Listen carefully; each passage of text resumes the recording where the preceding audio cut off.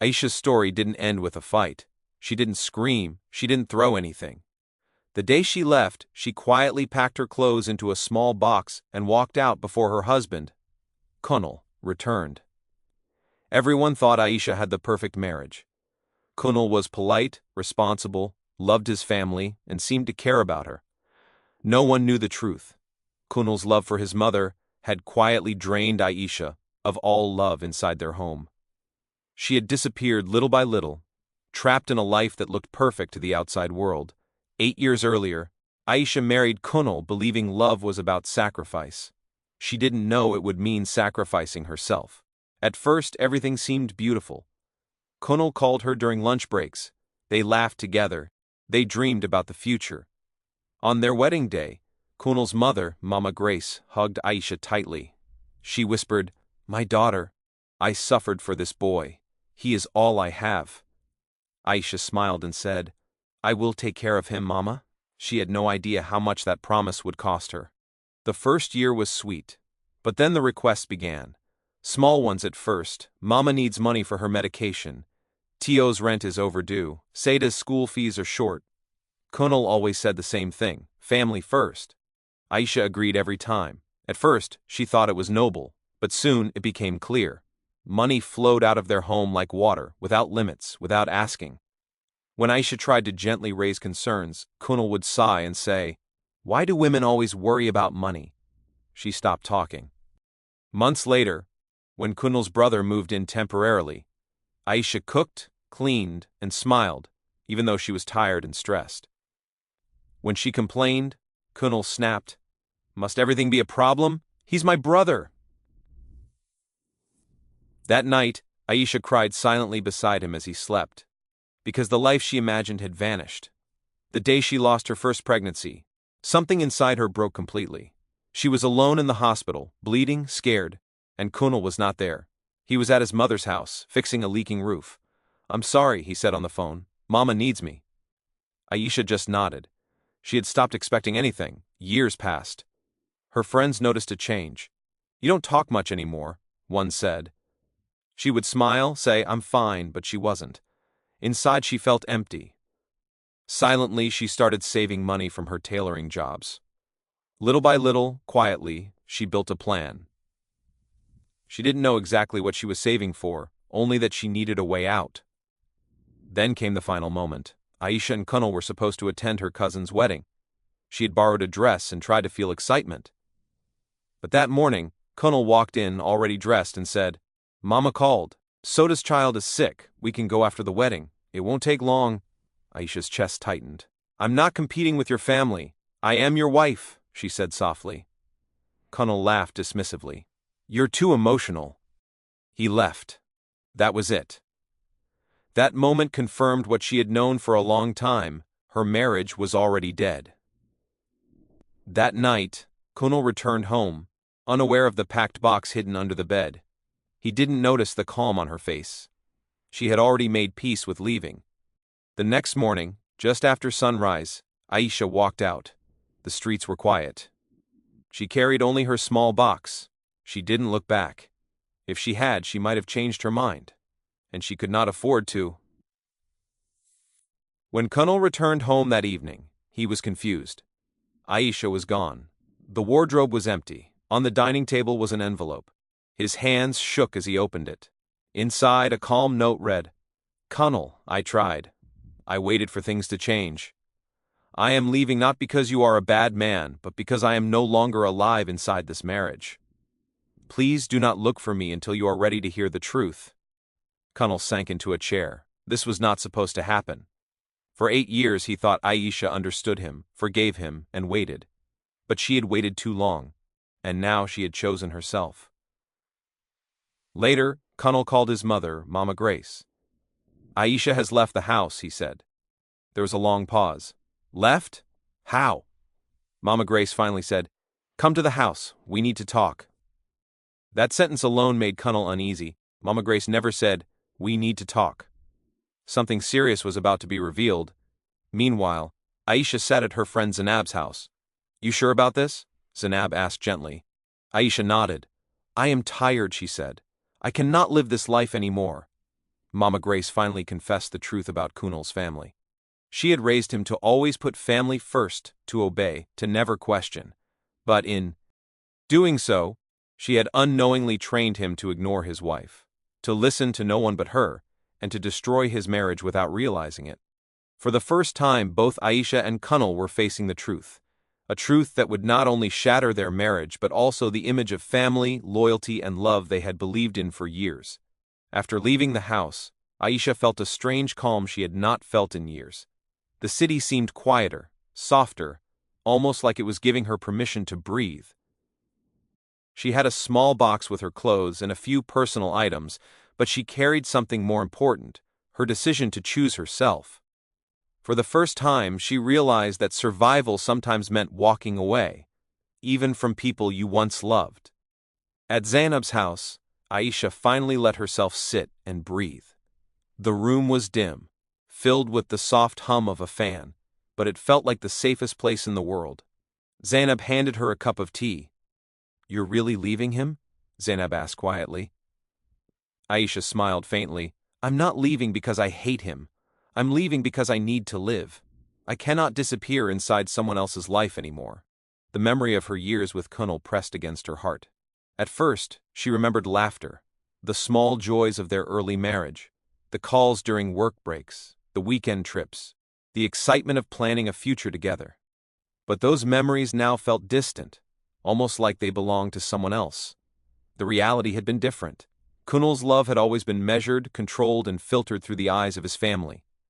His loyalty to his mother had slowly, quietly, drained Aisha of her own identity.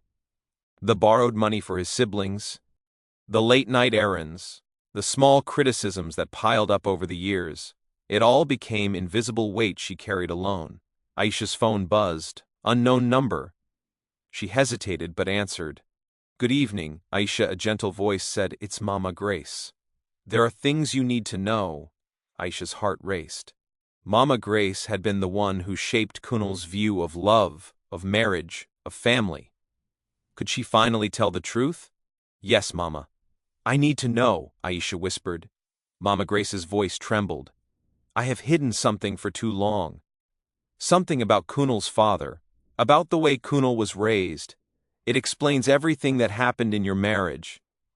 Aisha's hands tightened around the phone. "What is it?" There was a pause. Then Mama Grace spoke, her words soft, almost a whisper. "Kunal's father. He could not love the way a husband should. He controlled, he punished, he demanded. And I taught Kunal to always put family first, above love, above marriage, above you." Aisha felt the ground shift beneath her. It wasn't just her marriage that had been affected. It was Kunal's entire understanding of love. He had never learned differently, and she had suffered for it. "Why, Mama? Why didn't you tell me?"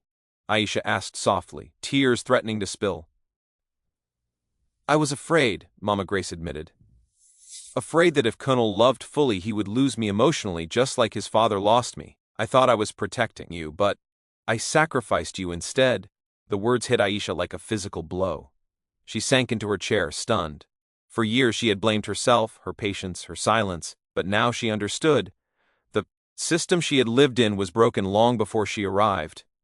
Meanwhile, outside Mama Grace's house, Kunal was sitting in his car. He had heard enough. Every word, every confession. For the first time in his life he realized the truth. His mother's fear had created a man who could not see the suffering of his wife.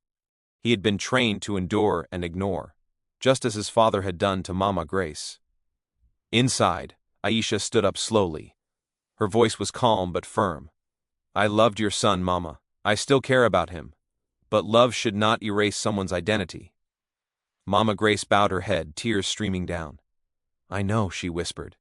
Kunal remained in the car, shaking. His world was unraveling. For the first time he understood that he had destroyed his marriage without realizing it.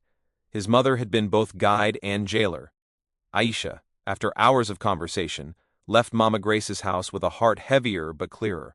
She understood why she had left, why the marriage failed, and why her life now needed to belong only to her. Days turned into weeks. Aisha started rebuilding herself. She rented a small apartment, quiet and simple, where she could hear her own thoughts again. She went back to her tailoring work, saving carefully. But this time for her own dreams, not someone else's family. Then came the unexpected message. Dr. Martins, the doctor who had treated her during her miscarriages, asked to meet. Aisha's hands trembled as she replied. She knew this meeting could change everything again. At the cafe, Dr. Martins looked older, heavier with regret. Aisha, the miscarriages, they were not just accidents, he said quietly. Your body was under extreme stress. Emotional neglect can cause severe health issues. You almost lost your life. And you were pregnant twice. Both pregnancies ended because of the environment you were in. Aisha felt tears burn her eyes. She laughed bitterly. Support. They called it love and support, she whispered. Dr. Martins nodded. Leaving did not just save your happiness, it saved your life. For the first time, Aisha allowed herself to cry, not only for the children she never held, but also for the years she had survived quietly, silently, almost invisible. Meanwhile, Kunal was discovering letters his father had left. Letters warning him about love without empathy, about repeating mistakes, about the dangers of seeing marriage as duty instead of partnership. The weight of the truth crushed him. He cried openly, understanding for the first time what he had done to Aisha. That evening, he went to her apartment, unannounced. When Aisha opened the door and saw him, she knew something had finally shifted inside him. I know now, he said hoarsely, voice breaking. I understand everything. Aisha stepped aside, letting him in. They spoke honestly, about pain, about regret, about survival. Kunal admitted his mistakes. Aisha shared the truths about her health, her pregnancies, and the years of silence that almost cost her life.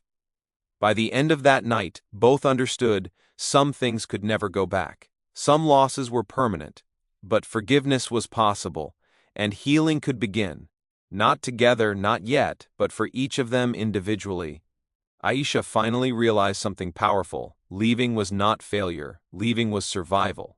And sometimes, survival is the bravest thing a person can do. Months passed, and Aisha's life slowly began to take shape. She rented a small, bright apartment. The walls were plain, but she decorated them with small touches that made her smile. Potted plants, a few framed pictures, and colorful curtains. For the first time in years, she felt a sense of peace in her own space. She returned to her tailoring work, stitching dresses and outfits with care. Every thread, every seam reminded her that she was rebuilding her life stitch by stitch. People began to notice her skill, and soon she had a small group of loyal clients. Some were women who, like her, had struggled but refused to give up. They became friends, and through their support, Aisha felt less alone. Aisha also began to rediscover joy in simple things. Cooking her favorite meals, walking in the park, listening to music without guilt, laughing freely with friends. She realized that happiness wasn't about wealth or about pleasing someone else. It was about feeling whole again. Kunal reached out multiple times, sending messages, emails, even leaving voicemails. He apologized, explained, and begged for forgiveness. Aisha read each message calmly. She did not feel anger, but she did not feel the desire to return. Forgiveness, she realized, was not for him. It was for her. One afternoon, while arranging her small shop, Aisha met a man who came to buy a custom dress for his sister.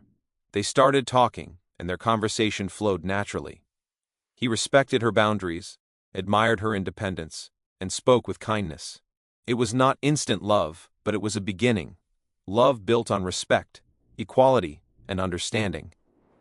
Aisha smiled to herself, realizing she deserved someone who would value her as much as she valued herself. A few months later, Aisha stood in her shop, looking at the busy streets outside. Children ran past, neighbors waved, and clients came and went. She thought back to the long years of pain, the silent tears, and the sacrifices she had made. And she realized that leaving her marriage had not been the end.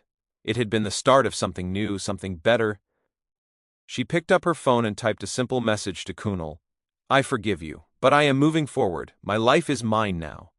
She didn't wait for a reply. She didn't need one. That message was for her, a confirmation that she had taken back control of her life. That evening, Aisha sat by her window, watching the sunset paint the sky in shades of orange and pink. She felt gratitude for the lessons she had learned. Love that asks you to disappear is not love. Endurance without respect is not loyalty. Walking away is not failure, it is survival. A soft smile spread across her face as she whispered to herself, I am alive. I am free. I am enough. The city lights came alive one by one, reflecting her newfound hope. She knew challenges might come again, but she also knew she had the strength to face them. And for the first time, she felt truly at peace. Aisha had not only survived, she had discovered herself, her worth, and the power to shape her own happiness. And that, she realized, was a gift more valuable than anything else. Moral of the story. 1. Courage to leave. Walking away from harmful situations is an act of bravery, not weakness.